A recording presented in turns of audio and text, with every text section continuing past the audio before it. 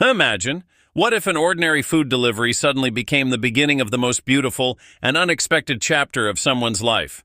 And what if the person you thought was just another customer actually belonged to a world that seemed impossible to reach? Would love find a way, or would the distance between them win? Today's story begins with a simple food delivery, but it slowly turns into a heartwarming romantic journey where every meeting brings new hope. Blake arrives at a restaurant on his bike to pick up an order. As he waits, a cheerful young woman behind the counter catches his attention. "Order for Blake?" Blake smiles and nods. She says, "1 second.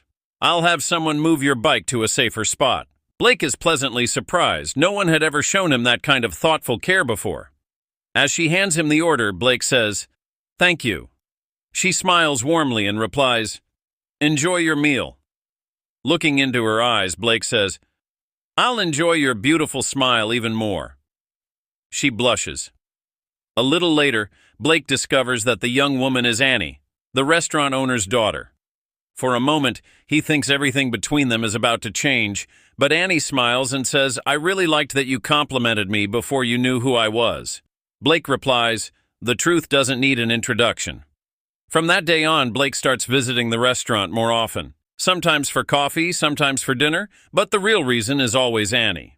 One evening, Annie asks, "Do you always work this hard?" Blake laughs and answers, "Not always. Sometimes I make time for someone special." They both laugh together.